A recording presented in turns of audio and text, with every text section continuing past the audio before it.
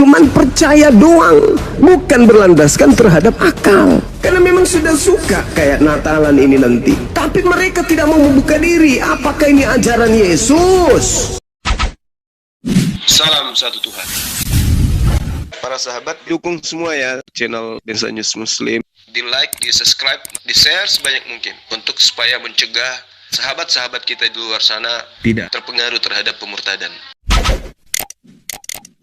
Banyak uraian Yesus uraikan semua sampai Yesus mengatakan di data terakhir, karena itu haruslah kamu sempurna, sama seperti Bapakmu yang di surga adalah sempurna. Apa yang dimaksud dengan sempurna ini? Di antaranya potong tangan, cungkil mata, dan seterusnya. Dan saya akan uraikan sampai selesai, bila mana teman-teman dari Kristen itu tidak ada untuk berdialog. Tapi kalau ada silakan. Yang saya katakan bahwa kata Yesus, hidup keberagamaan itu adalah syarat mutlak untuk masuk ke dalam surga. Sedangkan Kristen bukan agama, maka Kristen tak ada jalan masuk ke surga. Karena syaratnya masuk surga kata Yesus beragama dulu. Kalau sudah punya agama, sudah punya kendaraannya ini harus kemudian lebih baik daripada kendaraan ahli Taurat. Di antaranya potong tangan. Andai saja syariat Islam yang berlaku, maka kita akan menemukan di Indonesia ini banyak orang penggal tangannya. Dan kalau kita melihat ada orang tanpa tangan berjalan, kita sudah bisa menarik kesimpulan orang ini adalah pencuri. Karena orang tidak mau tangannya dipenggal, orang tidak mau dipotong tangannya, orang tidak mau malu, maka orang tidak mau mencuri. Itulah cara Islam kemudian menghentikan kemaksiatan. Andai saja orang-orang yang sudah dipenjara itu seperti koruptor misalnya, begitu dia keluar dari koruptor, di jidatnya bisa dikasih stempel di situ koruptor, maka saya rasa tidak ada lagi koruptor karena mukanya sudah ada stempel. Bagaimanapun bagusnya kalau sudah ada stempel koruptor di jidat, jalan kemana-mana pasti malu. Nah itu cara Islam tuh, untuk menghentikan pelaku-pelaku yang punya niat untuk korupsi, maka mereka akan berpikir, kalau saya korupsi ini, nanti jidat saya akan ditempel kemudian simbol korupsi. Enggak, malu. Akhirnya urung niat, akhirnya terhindarkan dari kemaksiatan. Itulah cara Islam. Dan itu adalah hidup keberagamaan yang lebih baik dari ahli Taurat kata Yesus. Demikian. Bang Juma. Iya. Assalamualaikum. Nah, begini Bang Juma. Siap. Abang tadi itu yang mengutip dari Matius itu Bang ya, yang masalah kalau matamu yang kiri, kalau matamu menyesatkanmu, Iya. Gitu Bang ya. Betul. Abang memaknainya itu kalau kayak gitu kita melakukan itu kepada orang gitu, atau orangnya sendiri atau gimana? Iya, harus ada mahkamah agama. Hidup keberagamaan itu harus ada mahkamah agama. Oh, jadi misalnya kalau seseorang itu disesatkan karena matanya, mahkamah agama yang mencongkelnya gitu. Yes. Oh, itu kita berbeda ke pemahaman itu di situ, Bang. Apakah ini berlaku di Kristen? Itu dulu. Saya Katolik, Bang. Iya, apakah berlaku di Katolik? Itu bukan masalah, saya bukan mengatakan itu berlaku atau tidaknya, Bang. Tapi pemaknaannya yang kita berbeda, Bang. Apa artinya sebuah makna kalau tidak dipraktekkan? Ya. Sedangkan Yesus mengatakan, jika hidup keberagamaanmu tidak lebih baik dari hidup keberagamaan ahli Taurat, kau tidak akan masuk surga. Jadi kalau hal ini tidak dipraktekkan oleh saudara, ya tidak bisa masuk surga. Itu kata gini, Yesus. Gini, dan kita ya. Itu begini, Ya. Bang. Makna yang terkandung di dalam itu, apabila hidup keagamaanmu tidak lebih baik dari hukum para ahli hukum Taurat dan orang Farisi, kamu tidak masuk surga. Itu maknanya beginilah, Bangku. Orang-orang Farisi itu tahu betul persis tentang hukum Taurat itu, tapi orang itu tidak melakukan itu, Pak Abangku. Orang itu harus hanya mengajarkannya. Bedanya dengan Kristen? Bedanya dengan Kristen, kalau abang bilang bedanya dengan Kristen, yaitu general, Abangku. Tapi apakah ada orang yang melakukan hal yang di dalam Injil? Ya, pasti ada. Nah, mana? Betapa Tapi banyak apakah- pencuri, kenapa nggak dipenggal tangannya? Ya di situ Abangku kita berbeda makna. Lah, ini Yesus yang mengatakan hidup keberagamaan harus lebih baik. Harus lebih baik dari ahli Taurat. Harus lebih baik itu harus dipraktekkan. apa yang tertulis dari uraian Yesus itu harus diperhatikan supaya bisa masuk surga. Iya abangku, dengarkan dulu abang saya ya. Itu makanya saya bilang kita berbeda makna di situ.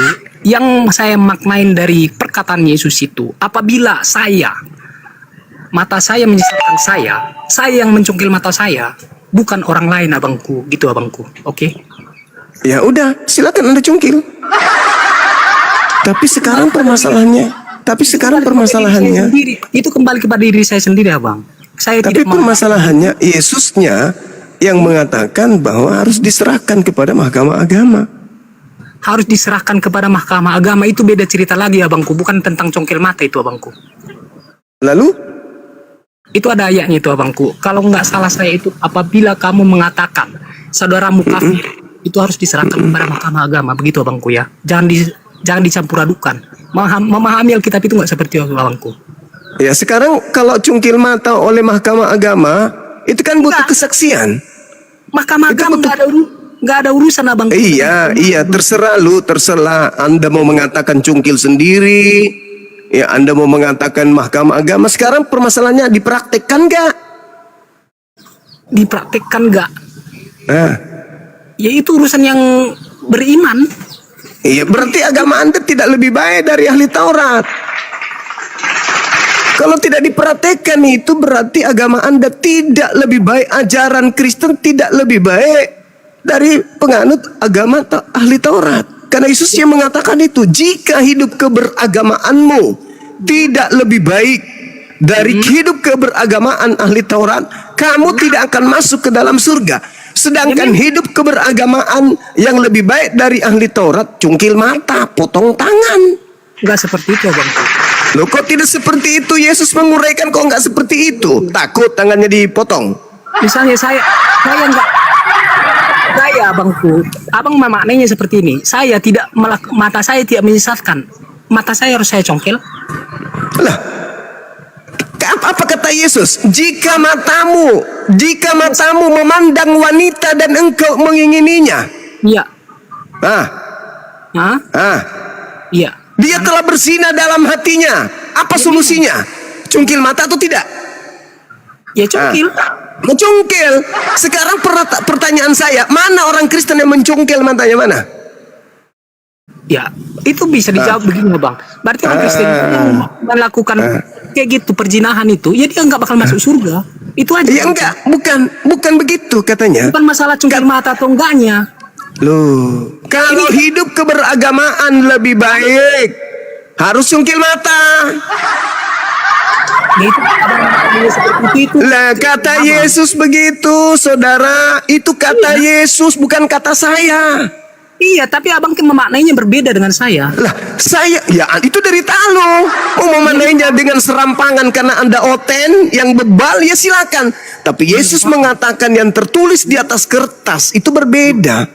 Aku berkata kepadamu, jika hidup keagamaanmu tidak lebih benar daripada hidup keagamaan ahli Taurat atau orang Farisi, sesungguhnya kamu tidak akan masuk ke dalam kerajaan surga. Kamu mendengar, jangan membunuh. Yesus katakan, jangankan itu, hidup lebih baik, tidak boleh berkata jahil, tidak boleh berkata bodoh. Nah, kemudian ketika berbicara mengenai larangan berzina, apa kata Yesus tentang zina ini? Aku berkata kepadamu, setiap orang yang memandang perempuan serta menginginkannya sudah berzina dengan dia di dalam hatinya. Apa solusinya kalau hidup dalam keagamaan yang lebih baik? Maka jika matamu yang memandang wanita dan menginginkannya dalam hatimu menyesatkan kamu, cungkillah dan buanglah itu. Karena lebih baik bagimu jika satu dari anggota tubuhmu binasa daripada tubuhmu dengan utuh dicampakkan ke dalam neraka. Paham sampai sini? Paham. Gini sekarang Nah, sekarang berapa banyak sudah orang Kristen mencungkil mata? Oke, bilanglah nggak ada. Nggak ada. Berarti mereka hidup keagamaan Kristennya itu tidak lebih baik dari ahli Taurat. Berarti Kristen sama dengan tidak masuk surga. Titik. Oke. Sekarang pertanyaan saya bang. Abang melakukan hal itu? Saya bukan pengikut Yesus. Maaf ya, saya bukan serigalanya merdomba. Sorry lah kawan, kami bukan Kristen. Maaf. Kami bukan pengikut Kristus. Kami tidak mengaku-ngaku, aku ini pengikut Kristus. Nama kami bukan Kristen. Kristen pengikut Kristus. Yang mengaku pengikut Kristus tapi tidak mendengarkan perintah Kristus, itu apa namanya? Ambalelo. Pertanyaan saya ulang lagi. Apakah sudah ada orang Kristen cungkil mata? Ya, saya udah jawab tadi, nggak usah ditanya lagi. Tidak, enggak, supaya lebih tegas lagi. Berarti saya simpulkan sekali lagi, orang-orang Kristen sedunia harus paham bahwa tak ada satupun orang Kristen yang akan masuk ke dalam surga. Kenapa? Hampir semua laki-laki ketika memandang wanita telan liur. Cungkil mata enggak? Enggak, berarti tidak akan masuk ke dalam surga bila mana tidak mencungkil mata. Syarat untuk masuk surga kata Yesus, orang Kristen harus nampak matanya bolong-bolong semua, tak ada lagi biji mata. Ya, itu gimana abang, itu bukan saya. Lah itu dalil Cak Ayu. Memang berat, bukan hanya mengatakan kami Kristen, pengikut Kristus. Izinkan saya mengatakan, berat. Kristus yang Anda ikuti itu bukan Yesus yang berkata di Matius.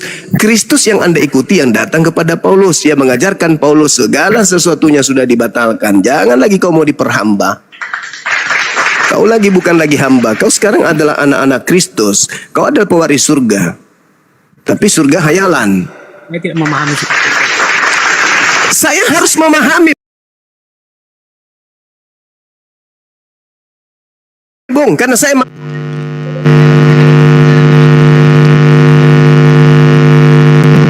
cungkil mata atau tidak cungkil mata? Jawab. Itu terserah abang lah. Udah saya jawab berapa? Enggak, saya ulang, saya tegaskan. Menurut Yesus, hidup keberagamaan yang lebih baik adalah syarat masuk surga. Nah, untuk masuk surga, melihat perempuan, mengingini perempuan, menurut Yesus, cungkil mata atau tidak cungkil mata? Abang saya mau bilang gini aja bang ya. Jawab dulu. Saya Jawab bandingkan dulu. dulu abangku. Saya cuma mau bilang gini. Bila seorang yang bijak nasihat, maka dia akan tambah bijak. Itu bahasa kayak iblis yang datang ke Taman Eden, berbicara kepada Adam, Hawa, Adam, Eva, bukan Hawa ya, Eva, Adam, Eva.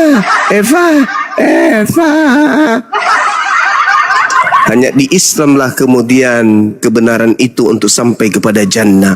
Apa kata Quran? A'udzubillahi minasyaitonirrajim. Huwallazi arsala rasulahu bil huda wa dinil haqq liyuzhirahu 'alad dini kullih walau karihal musyrikun. Islam, andai saja tidak ada perintah Allah, ya ayyuhalladzina amanu ittaqullah haqqa tukati wa la tamutunna illa wa antum muslimun. Ya ayyuhalladzina amanu ittaqullah fattaqullaha wa rasul. Takwa kepada Allah, atiullaha wa atiur rasul wa ulil amri minkum. Maka yang berlaku kemudian adalah hukum Islam. Kalau hukum Islam yang berlaku, maka akan nampak kemudian orang-orang yang hidup di bawah pemerintahan Islam, matanya sudah pada bolong-bolong semua. Kenapa? Mereka rada melakukan perzinahan. La taqrabuz zina. Makanya hukum ini ketika Islam datang, Islam kemudian menyempurnakannya. Itu yang perlu saudara pahami. Nah, syarat untuk menjadi hidup keberagamaan masuk surga menurut Yesus, cungkil mata, potong tangan. Gak bisa. Gak bisa kalian mau nebeng-nebeng, wah kami ini adalah pengikut Kristus, kami ini adalah pengikut. Bukti Anda bukan pengikut anak Maria, tak ada satupun di antara kalian itu dicolok matanya. Tak ada satupun di antara kalian itu dibuntung tangannya, nggak ada. Kenapa Yahudi tidak buntung tangan, tidak colok mata? Karena mereka juga bukan pengikut Yesus, anak Maria. Mereka menolak Mesias. Mereka menolak Mesias. Jadi hukum yang datang dibawa oleh Kristus, Yesus, anak Maria, tidak berlaku bagi mereka karena ditolaknya, tidak menerimanya. Makanya disebut apa? Dimurkai. Kenapa dimurkai? Karena mereka tidak menerima Nabi Isa alaihissalam. Kristen kenapa disebut sesat? Karena Kristen membuat aturan baru, meninggalkan ajaran yang datang kepada Yesus Kristus anak Maria. Jadi hidup kebenaran, hidup yang lebih baik, hidup keagamaan adalah syarat mutlak untuk masuk surga. Kalau tidak melakukan itu, embalelo masuk surga. Mau kemana kalian? Mimpi aja, mimpi masuk surga. Mimpi. Yesusnya mengatakan, jika hidup keberagamaanmu tidak lebih baik dari hidup keberagamaan ahli Taurat, ente tidak akan masuk ke dalam kerajaan surga. Apa kemudian hidup yang lebih baik itu? Kata Torah, kata orang Farisi, kata mahkamah agama, jangan kau berzina. Hanya sesederhana itu? Tidak. Kata Yesus, barang siapa yang memandang seorang perempuan dan menginginkan di dalam hatinya, maka dia sudah berzina. Apa hukumannya? Cungkil mata.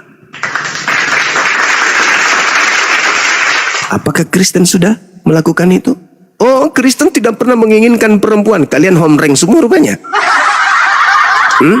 Kalau memandang laki-laki kemudian kamu bernafsu, lubang pantatmu yang dicolok. Nah, bukan matamu. Tapi kalau memandang kemudian perempuan dan kamu mau, matamu yang dicolok. Apakah Kristen, laki-laki Kristen ini tidak ada kemudian yang mengingini perempuan ketika dia menatap perempuan? Hah? Udah pada jadi homreng semua ini orang. Gak ada yang tertarik ketika melihat perempuan. Hah? Sudah pada homreng semua. Kata Yesus, hidup keberagamaan itu bukan hanya berzina. Sama seperti Islam. Lan taqrabuz zina. Itu kerennya di Islam. Jadi yang dilarang dalam Islam, kalau di dalam Torah berzina yang dilarang. Kalau Islam jangankan berzina, mendekati pun dilarang. Nah, di Kristen kalau memang kalian itu pengikut Yesus, harusnya kamu taati hidup keberagamaan yang lebih baik. Malah apa yang kalian katakan? Kristen itu bukan agama loh. Kenapa kamu mengatakan Kristen itu bukan agama? Karena memang ajaran Kristen tidak memenuhi standar keselamatan yang Yesus ajarkan kepada kaumnya Bani Israel. Ayo, mau hidup di surga? Mau paman? Gampang caranya. Apa paman? Hidup keberagamaanmu harus levelnya lebih di atas daripada hidup keberagamaan ahli Taurat dan orang Farisi. Maksudnya, nah, saya uraikan. Yang pertama, jangan membunuh. Itu perintah. Tapi ketika hidup keberagamaan, maka bukan hanya sekedar membunuh yang dilarang. Apalagi berkata jahil, berkata bodoh kepada saudaramu, itu tidak boleh. Dan itu ada di Islam. La taqdabu, la taqdabu, la taqdabu. Jangan kau marah, jangan kau marah. Karena marah itu tempatnya neraka. Itu di Islam tuh. Keren kan? Keren. Terus apa lagi? Jangan berzina. Nah, itu ajaran Torah. Jangan berzina. Maksudnya, kalau yang lain-lain boleh. Pegangan tangan boleh. Baring-baring bersama perempuan boleh. Berdua jalan ke sana kemari berdua dengan yang bukan mahramnya boleh. Tapi hidup keberagamaan yang lebih baik dari itu, kata Yesus, kamu memandang wanita dan kau mengingini dalam hatimu, artinya bernafsu sama dia, kamu sudah berzina. Dan kalau itu terjadi, maka cungkil matamu. Ini yang diterangkan di Islam. Lan taqrabuz zina. Jangan kamu kemudian mendekati zina. Makanya orang Muslim, saya masih ingat kemudian almarhumah bini saya, ketika saya ribut dalam organisasi, dia mengatakan pacaran itu haram. Saya menghalalkan pada saat itu dengan judul ta'aruf. Tapi ternyata saya kalah. Saya kalah diskusi dan dipermalukan sama beliau di forum. Tidak, itu kak, itu salah. Di Islam memang dilarang pacaran, itu haram. Dalilnya la taqrabuz zina. Orang pacaran pasti hatinya setiap hari hanya menuju kepada lakinya. Yang laki tertuju kepada perempuannya. Begitu berjumpa, tangan ketemu tangan dan seterusnya. Itu udah pasti. Maka haram pacaran itu. Nah, kena kepada dalil ini. Hidup keberagamaan itu adalah lebih baik dari hidup keberagamaan jangan berzina. Bukan cuma hanya sekedar menyentuh bulu dengan bulu, enggak. Daging dengan daging, tidak. Tetapi memandang pun, mengingini dalam hati, bersyahwat dalam hati, itu sudah berzina. Jatuh dalam kaidah Islam, zina mata. Wow, keren. Hidup keberagamaan itu ternyata harus menjadi Islam. Karena hanya dengan Islamlah kemudian orang memenuhi syarat untuk masuk surga.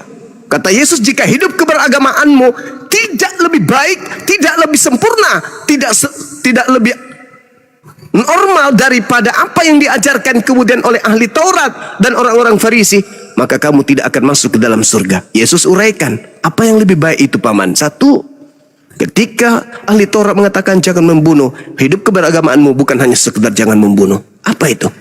Marah kepada saudaramu itu gak boleh. Berkata jahil kepada saudaramu gak boleh.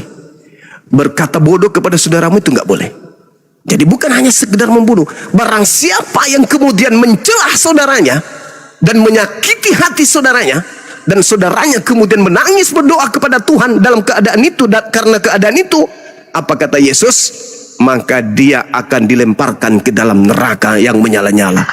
Na'udzubillah, summa na'udzubillah. Dan itu diajarkan di Islam. Berarti ketika Yesus mengatakan aku tinggalkan damai sejahteraku untuk kalian, berarti Yesus maksudnya itu aku tinggalkan Islam untuk kalian. Damai sejahteraku bersama dengan kalian, maksudnya ajaran Islamku itu menyertai kalian. Aku menyertai engkau selama-lamanya, maksudnya ajaranku yang adalah Islam itu akan menyertaimu sampai kiamat, sampai di surga. Bukan ajaran makan babi cak kangkung ya menyertaimu, tapi ajaran yang lebih baik daripada hidup keberagamaan ahli Taurat, itulah ajaran yang akan menyertai kita selama-lamanya. Keren kan? Keren. Bila mana kita mendudukkan ajaran Yesus pada porsi yang sesungguhnya, bukan hanya mengklaim namanya, aku pengikut Kristus lah, Kristusnya bersunat, ente tak bersunat. Aku pengikut Kristus lah, Yesusnya kemudian tidak makan babi, ente pesta babi. Aku pengikut Kristus loh, Yesus tidak Natalan, ente yang Natalan. Aku pengikut Kristus loh, Yesus tidak mingguan, kalian mingguan. Apanya kalian ini? Aku pengikut Kristus loh, Yesusnya satu Tuhan, ente banyak Tuhan. Gimana ceritanya? Maka jelas di tema yang di awal tadi saya katakan, sadarkah kalian saudaraku Kristen bahwa yang kalian sembah dalam nama Kristus Yesus itu sebenarnya adalah agnostos theos yang disembah oleh orang Athena. Saya kira begitu saudara-saudara sekalian. Mudah-mudahan ini menjadi edukasi yang baik untuk saya sendiri, pribadi saya dan juga anak-anak saya yang sedang ingin belajar perbandingan agama. Silakan. Pak, Berarti ini bang, sebentar. Berarti bang, siang. abang, sebentar. Abang pernah nonton bang, film The Pirate of the Caribbean? Enggak, yang saya nonton tadi malam itu film Doti di Netflix. Oh, filmku sendiri udah mulai dan kebetulan,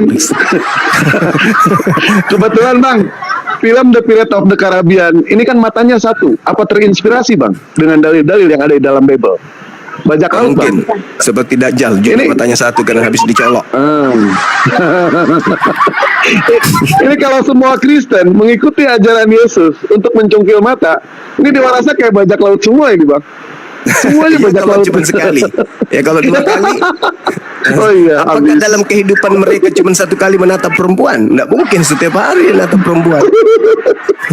Sampai mata kakinya juga yang dicungkil.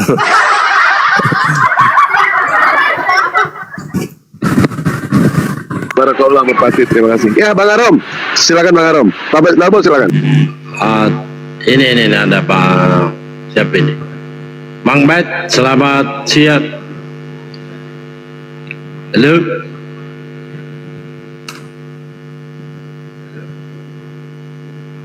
Pak Ron. Bincang juga Pak Ronnya ini.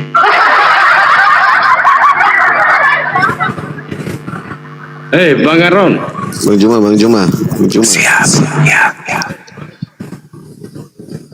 Bang Juma sebenarnya setuju nggak kalau di kitab suci itu dimasukkan kata serapan yang untuk memudahkan kita memahami dari konteks bahasa aslinya?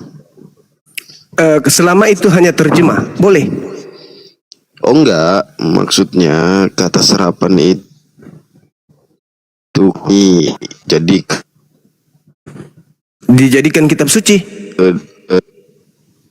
Putus-putus ya. wah, oke dong. Putus-putus ya.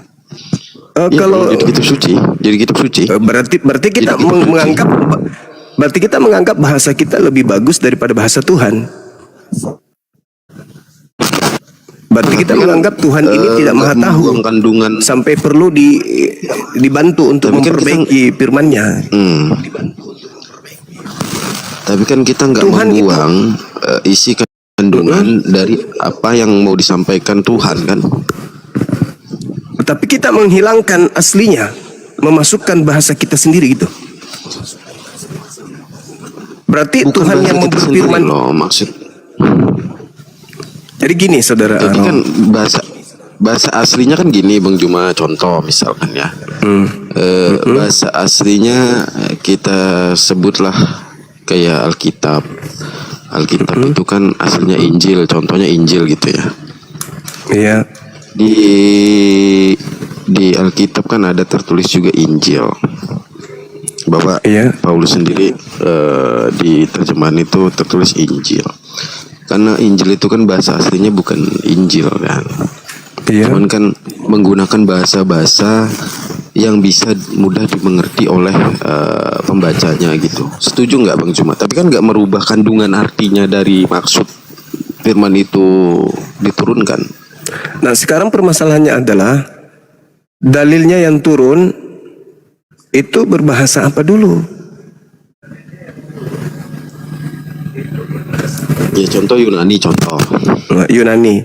Ya harus disertakan Yunaninya. Harus disertakan. Yang kita Jadi ketebalan dong nantinya. lah namanya firman Ya. Tuhan. Ini kan Namanya untuk firman mempermudah, untuk mempermudah aja loh Bang Juma. Emang nggak boleh ya? Emang nggak bisa? Ya enggak. Contoh gini saudara, ini saya kasih contoh sederhana ya. Apabila hal itu kemudian dibolehkan, kita lihat di dalam kitab Yehezkiel. Coba lihat di Yehezkiel. Kalau kita membenarkan bolehnya kemudian mengambil sebuah saduran kata yang mungkin bermakna sama, itu bisa terjadi satu periode, boleh. Tapi periode kedua, periode ketiga, keempat dan seterusnya, kita akan kehilangan makna, kita kehilangan jati diri. Kenapa? Coba lihat dalam Yehezkiel 34 nomor 16. Ini contoh. Yang hilang akan kucari, yang tersesat akan kubawa pulang, yang luka akan kubalut, yang sakit akan kukuatkan, serta yang gemuk dan yang kuat akan kulindungi. Yang gemuk akan kulindungi. Dari mana kata akan kulindungi ini? Itu adalah kata saduran dari bahasa Indonesia, mengamankan, menyamankan, mensejahterakan, kemudian menyelamatkan, melindungi. Padahal original teksnya di situ adalah kata somad. Somad. Somad itu artinya apa? Dipunahkan, dimusnahkan, dilenyapkan, dibinasakan. Kenapa bisa berubah menjadi kulindungi? Sementara kata somad itu adalah kubinasakan. Jadi terjemahan yang sebenarnya adalah yang hilang akan kucari, yang tersesat akan kubawa pulang, yang luka akan kubalut, yang sakit akan kukuatkan, serta yang gemuk dan yang kuat akan kubinasakan. Mungkin karena rata-rata pendeta dan pastor di Indonesia ini gemuk-gemuk, mungkin.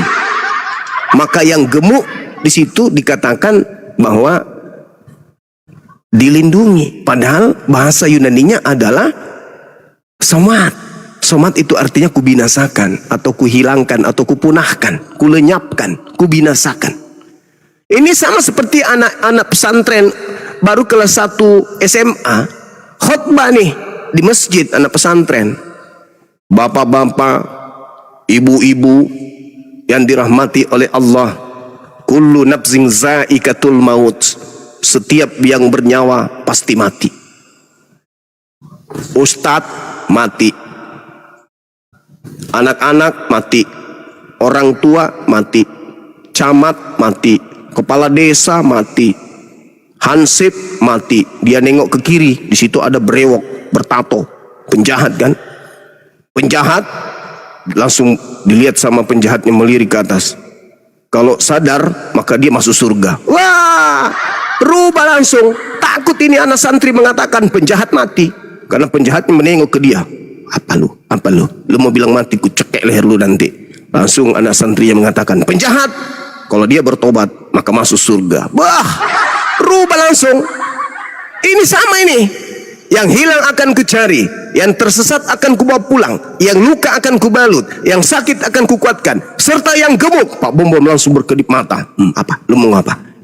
yang gemuk akan dilindungi. Pak Bom Bom langsung syukur. Kalau tidak kutelan kau, kata Pak Bom Bom. Ini kitab. Kenapa bisa begini?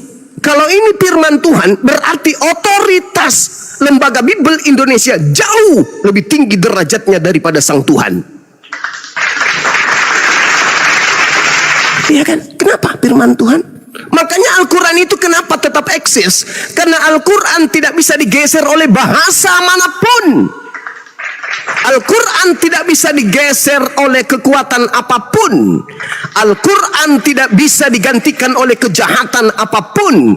Al-Quran tidak bisa kemudian digeser oleh keindahan bahasa manapun. Kenapa?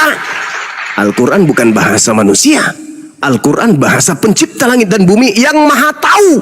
Yang tahu bahwa bahasaku ini tidak akan pernah lekang dimakan waktu. Yang tahu bahwa kalimatku ini tidak akan pernah tergerus oleh zaman. Yang tahu bahwa sehebat apapun kehidupan manusia, tidak akan membuat bahasaku, kalimatku, kalamku ini hanyut oleh keindahan bahasa mereka dari zaman ke zaman. No! Bahasa Al-Quranul Karim, kalamullah, tidak akan pernah tergerus oleh sehebat apapun, sedinamis apapun kehidupan manusia. Inilah yang dinubuatkan di dalam Ulangan 33 nomor 2. Terbit dari paran, di tangan kanannya membawa obor api yang menyala-nyala. Apa maksudnya obor api di tangan kanannya menyala-nyala? Hukum Tuhan yang akan membakar seluruh hukum jahiliyah yang ada di depannya, dan tak ada hukum yang bisa berdiri tegak di hadapannya. Itulah yang dibawa pasukan, yang dibawa oleh dia yang dari Paran dengan membawa 10.000 pasukan untuk membumi hanguskan ajaran paganisme, ajaran kejahiliaan di atas muka bumi. Dinul Islam dengan Al-Quran. Itu fakta, itu real. Oke, gini Bang Juno ya. Gini, maksud saya gini, kalau memang itu di dalamnya firman Tuhan dan perintah-perintah Tuhan, ketetapan Tuhan, berarti kan itu harusnya bisa dibaca oleh setiap manusia, ya, setiap umat manusia yang diciptakan oleh Tuhan itu sendiri. Tapi kan kalau kita lihat yang saat ini terjadi kan justru Bible yang bisa dibaca oleh semua orang manusia. Al-Quran nggak bisa semua baca, Bang Juma. Saudara, ketika kita lihat Al-Quranul Karim, maka yang kita rindukan adalah yang membawanya, yaitu baginda Rasulullah Muhammad SAW. Kita tidak hadir pada zaman beliau mengajar, tidak ada kita di sana, tak ada hadir kita sebagai umatnya di situ. Tetapi ketika kemudian berbicara terkait dengan ajaran yang terlontar dari lisan beliau, maka kami umat Islam itu bisa memenuhi kepuasan batin kami dengan membaca Quran. Bahwa Nabi Muhammad pernah melontarkan bahasa ini. Iqra bismi rabbikal ladzi khalaq, khalaqal insana min alaq, iqra wa rabbukal akram. Ucapan Nabi Muhammad 1400 tahun silam masih menggaung di kuping kami. Terkait orang kemudian tidak memahami kemudian artinya, tapi mereka tahu maknanya. Apa maksudnya tahu makna? Coba lihat, belum ada di masjid salat maghrib, imamnya sudah 3 rakaat maghrib, mereka masih menambahkan sampai 6 rakaat. Padahal mereka nggak bisa baca Quran. Sorry, nggak memaknai, tidak mengerti artinya. Tapi mereka paham makna. Itulah yang disebut hikmah. Ada nggak umat Islam kemudian yang tidak ngerti apa yang dimaksud dengan Al-Quran? Ngerti mereka. Tuhan itu ada berapa? 1. Tuhan itu beranak nggak? Enggak. Tuhan itu seperti makhluk? Tidak. Mereka baca Quran. Dan keutamaan membaca Quran itu sudah ada. Dapat pahala. Kenapa membaca Quran itu dapat pahala? Karena itu sedang melantunkan kalimatullah, kalimat Allah. Nah, sedangkan orang Kristen, kitabnya terjemahan, oke. Tapi Yesus mengatakan begini dalam Yohanes 10 nomor 27, lagi-lagi nampar ini. Aku mengenal pengikutku, pengikutku mengenal aku, mereka mendengarkan suaraku. Nah, ayo. Bagaimana bunyi suara Yesus ketika Yesus mengajar 2000 tahun yang lalu? Kalau Nabi Muhammad jelas, innamal mu'minuna alladhina idza dzukirallahu wajilat qulubuhum wa idza tuliyat alaihim ayatuhu zadathum imana wa ala rabbihim yatawakkalun. Suara Nabi Muhammad masih terdengarkan sampai hari ini. Coba suara Yesus. Tidak mungkin Yesus mengatakan pada mulanya adalah firman. Tidak mungkin Yesus bahasa Indonesia. Aku mengenal pengikutku, pengikutku mengenal aku, mereka mendengarkan suaraku. Jangankan Kristen, saya sebagai Muslim aja rindu pingin dengar suara Yesus.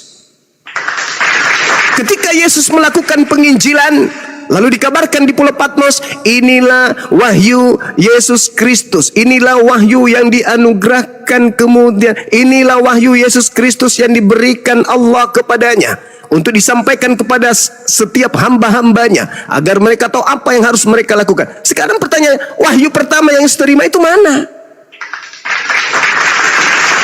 Mana wahyu pertama itu? Mana suara Yesusnya? Kalau sekarang nih umat Islam, apakah ente ingin mendengarkan suara Nabi Muhammad? Ingin. Dengarkan baik-baik. Bismillahirrahmanirrahim. Walikulli ummatin ja'alna mansakan liyazkuru ismallah ala ma razaqahum min bahimatil an'am fa ilahukum ilahu wahid falahu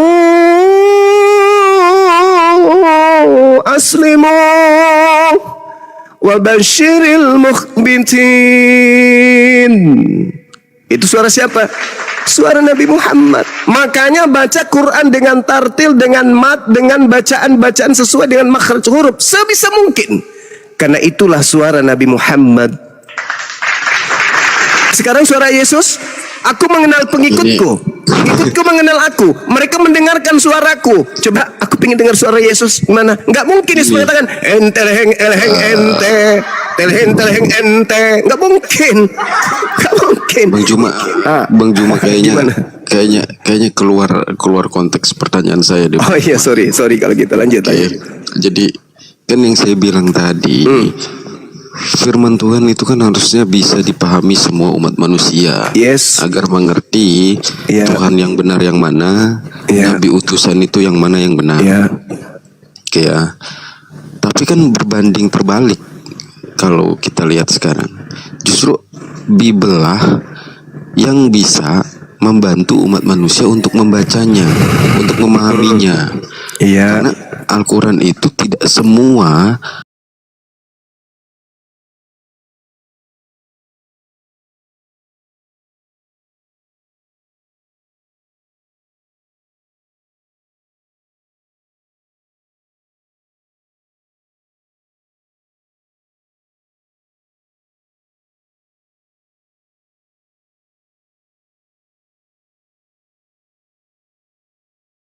bernarasi membawa Al-Quran, itu pasti terjemahan yang dipakai, dan itu pasti ditolak sama umat Islam, karena Al-Quran kan ada riwayatnya, ada yang menafsirkannya menggunakan tafsir.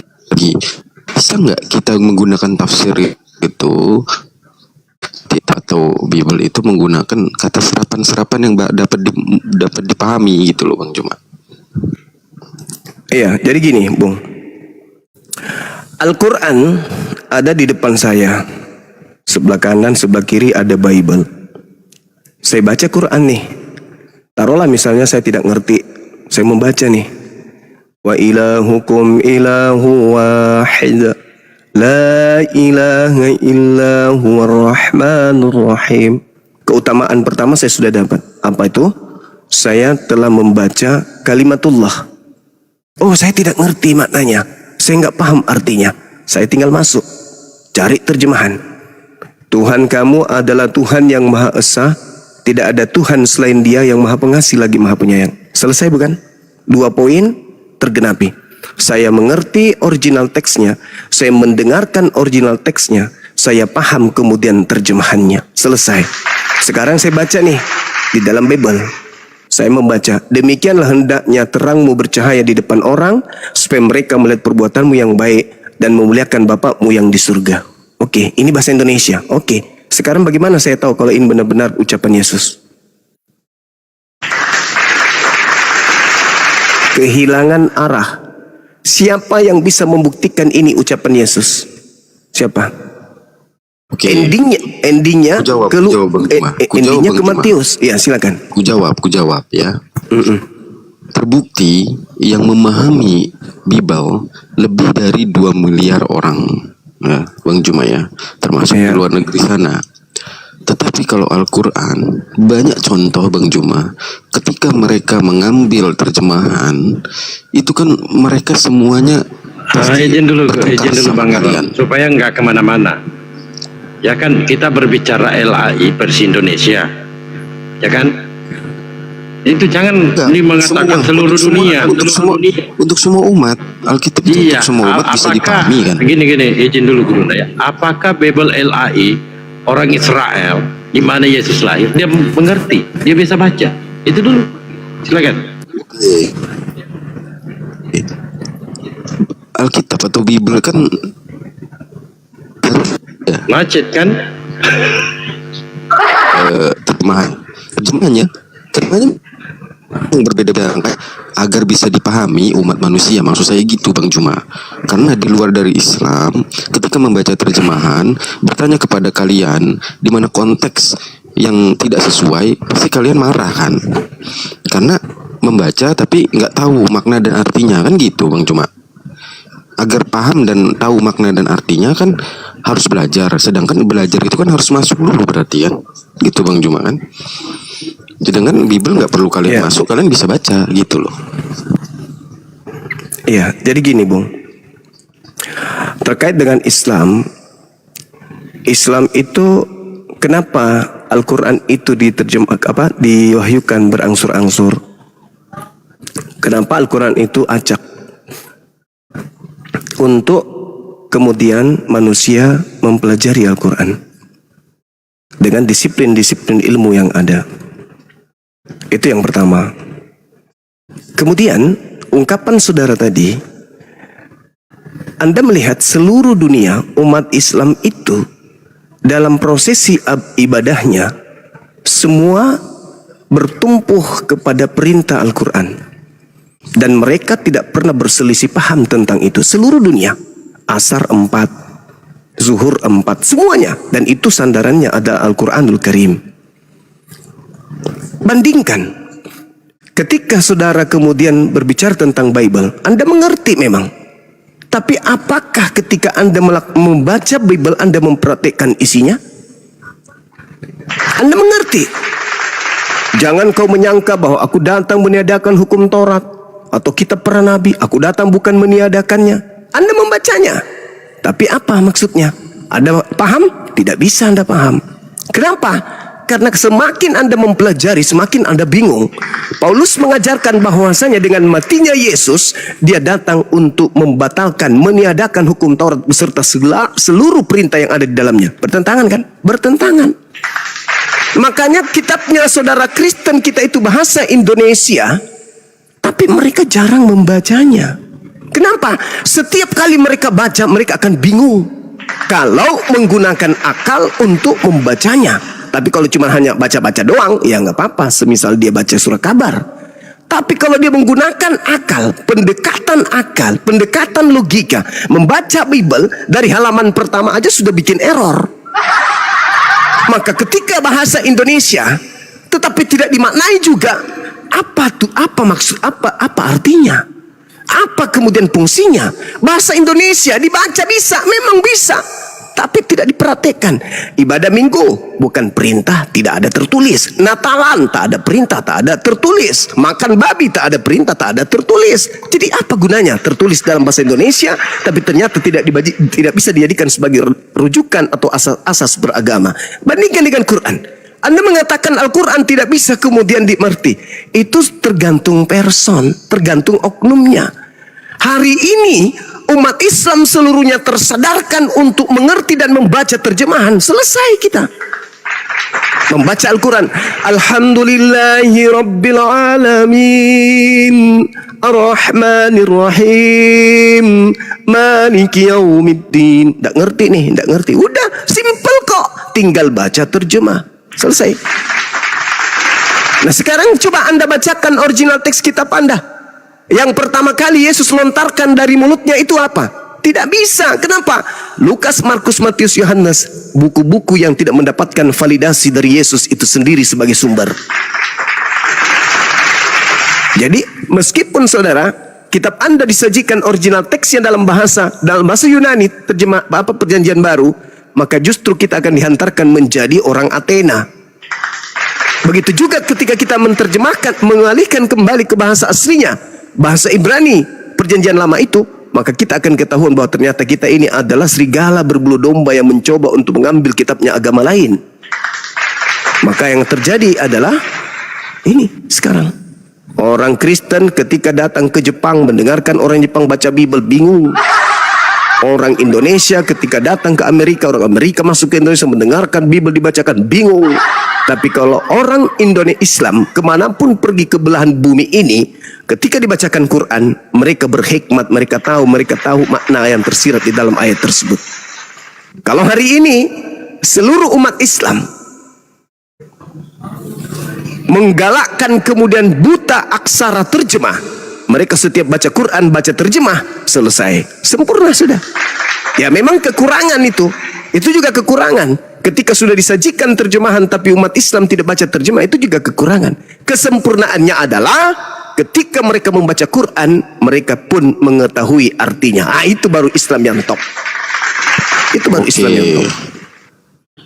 Bang Juma, yang kutanya kan gini, tadi Bang Juma sepakat untuk firman Tuhan itu untuk seluruh umat manusia. Tapi Bang Juma selalu bilang Al-Quran itu hanya bisa dipahami orang Islam, orang Muslim, orang Islam, orang Muslim. Terus gimana yang bukan orang Islam dan orang Muslim ini memahaminya? Gitu loh Bang Juma. Kan diharuskan masuk dulu, belajar, baru bisa membacanya. Lah kalau yang belum menerima untuk masuk, gimana kalau nggak ngerti membacanya? Itu loh Bang Juma yang maksud saya. Jadi gini saudara, orang Al-Quran itu diwahyukan memang litubayyina linnas, memang, tapi tidak semua manusia itu tidak menerima Islam bukan karena tidak bisa baca Quran. Kamu kenapa nggak masuk Islam? Oh, karena saya tidak bisa baca Quran. Wah, itu akal-akalan itu. Orang tidak mau masuk Islam itu bukan karena dia tidak bisa baca Quran. Lantas Anda bertanya, bagaimana mungkin Al-Quran itu bisa diterima? Oh, kita nggak. Bukan itu masalahnya. Anak TK diajari bisa baca Quran. Anak TK baca terjemahan, bisa mereka baca terjemah. Bukan karena Al-Quran itu bahasa Arab sampai orang tidak masuk Islam, bukan. Tapi karena mereka memang lebih memilih sesat daripada mendapat petunjuk. Itu. Jadi tidak bisa Anda mengatakan bagaimana mungkin Al-Quran itu bisa untuk seluruh manusia sementara manusia tidak bisa bacanya. Bukan itu. Mereka menolak Islam bukan karena mereka tidak bisa baca Quran, bukan. Mereka menolak Islam karena memang dalam hatinya itu sudah buta, dibutakan oleh ajaran sebelumnya. Kenapa? Mereka tidak menggunakan akal. Sedangkan Islam, Al-Quran harus akal. Anda menjadi Kristen bukan karena proses berakal, bukan. Bagaimana mungkin orang yang sudah nyaman dalam agama yang tidak disandur oleh ilmu, keilmuan sebagai basic pertama dalam beragama, itu bisa kemudian masuk ke Islam tanpa berdasarkan ilmu. Bukan hanya sekedar baca. Kenapa nak masuk Islam? Oh, saya tidak bisa baca kitabnya. Bukan itu. Masuk Islam itu adalah yang pertama kali melembutkan hati menerima kebenaran. Bukan hanya kebenaran Quran, bukan, tapi seluruh kebenaran, aspek kebenaran, termasuk menelaah kebenaran yang ada di dalam Bible. Dudukkan aja dulu, saudara-saudara Kristenku yang mau mendengarkan ini, jangan belajar Quran, jangan terima Islam, tapi pesan saya, duduk, buka Bible, lepaskan doktrin, lepaskan dogma, baca sesuai dengan kodrat kemanusiaanmu. Jangan kodrat kebinatangan. Kau baca sebagai manusia.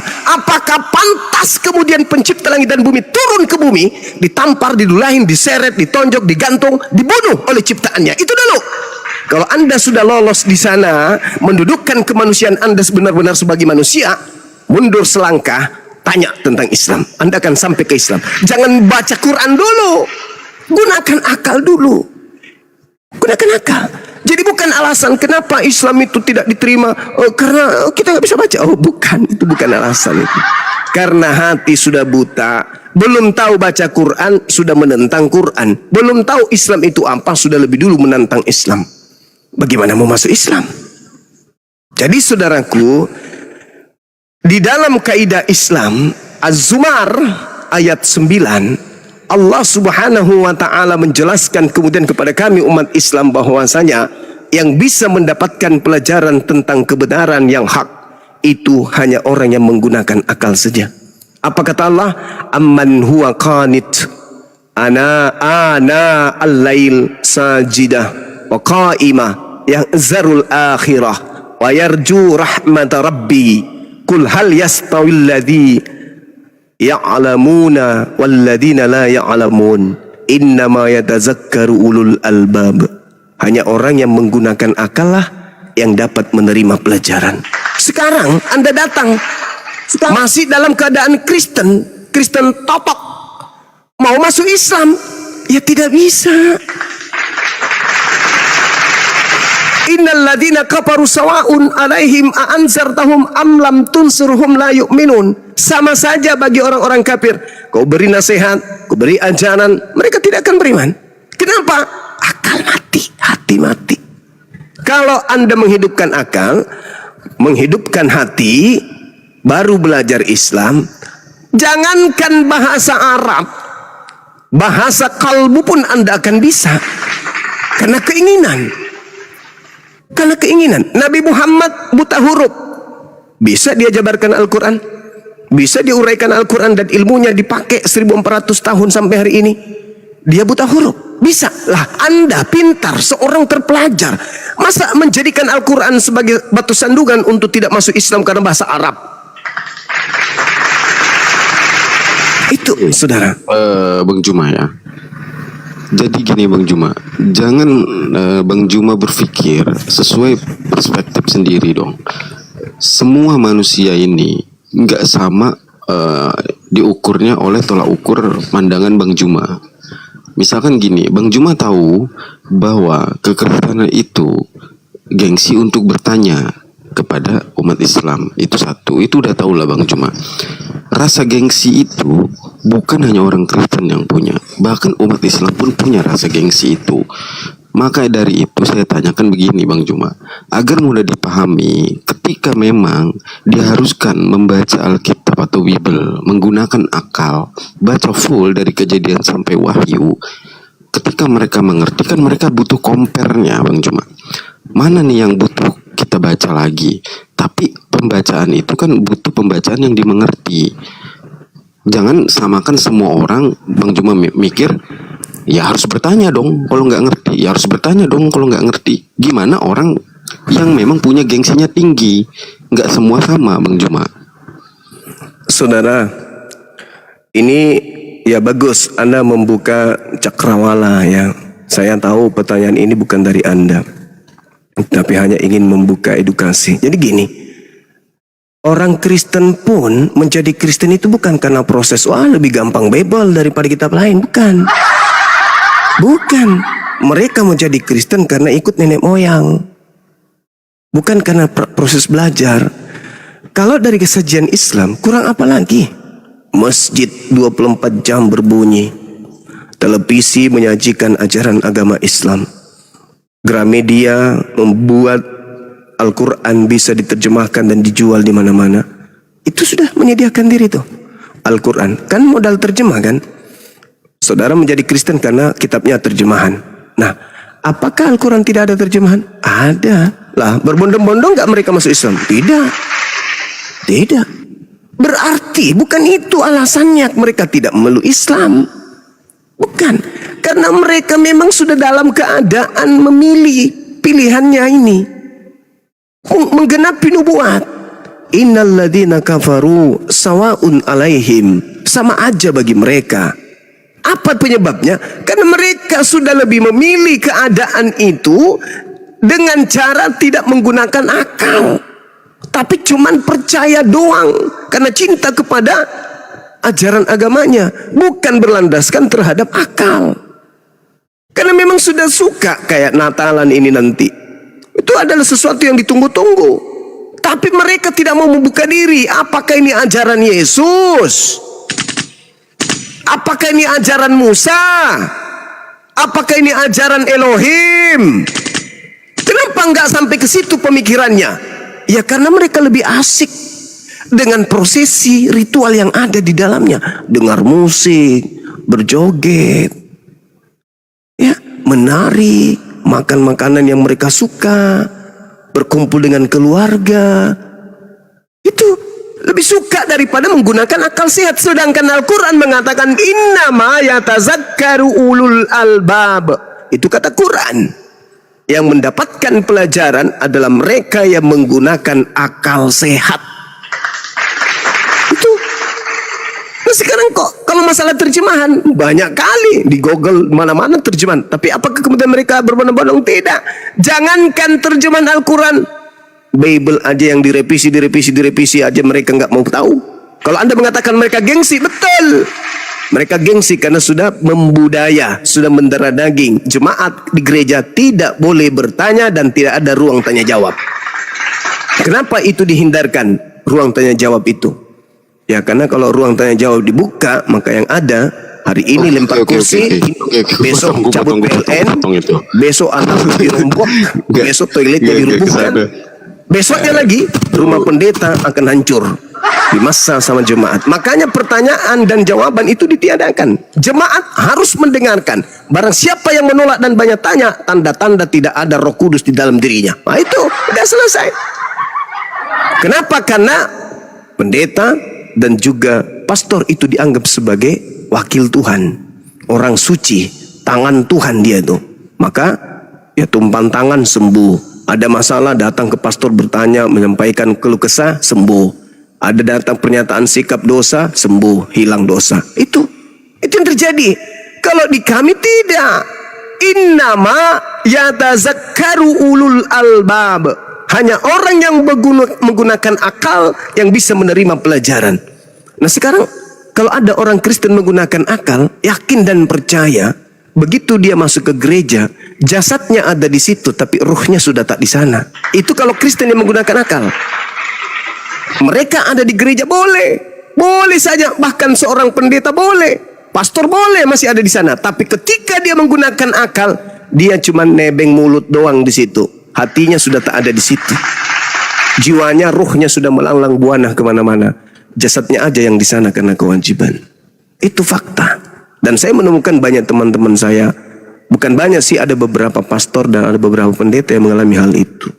Yang pasti pesan saya hari ini, jika hidup keberagamaan kita, kata Yesus, tidak lebih baik dari hidup keberagamaan ahli Taurat, kita tidak masuk surga. Andai saja agama Kristen ini tidak lebih baik dari ahli Taurat, saya pun andaikan agama Islam ini tidak lebih sempurna setelah saya belajar tentang kitabnya orang Yahudi, dan saya tidak menemukan Islam jauh lebih sempurna, maka saya pun akan malas ibadah. Tapi karena kesempurnaan Islam itu dibandingkan agama Yahudi ahli Taurat, bukan dari segi aspek bertuhan, tapi dari aspek ibadah syariat. Nah itulah saudaraku. Jadi sekali lagi mohon maaf ketika ada kata yang kurang berkenan. Terima kasih atas semua dukungan teman-teman yang ada di sini, Bunda Mila, Saudara Dalbo, Kang Dito, Dinda Dito, Mahadewa, termasuk Adinda Rom, yang masih muda ya, mau belajar. Alhamdulillah, mudah-mudahan Anda sampai kepada hidayah. Dan juga teman-teman yang ada di TikTok, yang ada di bawah, yang ada di YouTube, Masya Allah, tetap belajar, tetap dukung para apologet, doakan kami panjang umur dan sehat selalu. Ya, mudah-mudahan kemudian saudara bisa memiliki keturunan yang jauh lebih baik dari kita hari ini. Dan saya ingatkan sekali lagi, teman-teman yang penasaran ingin nonton film Doti, film Bang Suma sudah tayang di Netflix. Silakan Anda tonton di sana, judulnya Doti, dan ya kasih komentar apakah filmnya cukup lumayan menggelikan, lucu-lucuan dan seterusnya. Ya, paling tidak Anda yang penasaran dengan Bang Suma silakan tonton di sana. Di sana Bang Suma tidak pakai masker, tetapi pakai helm. Nanti insya Allah tahun depan 2026 Bunda, film saya yang selanjutnya akan tayang lagi di layar lebar. Demikian sementara. Assalamualaikum warahmatullahi wabarakatuh. Waalaikumsalam.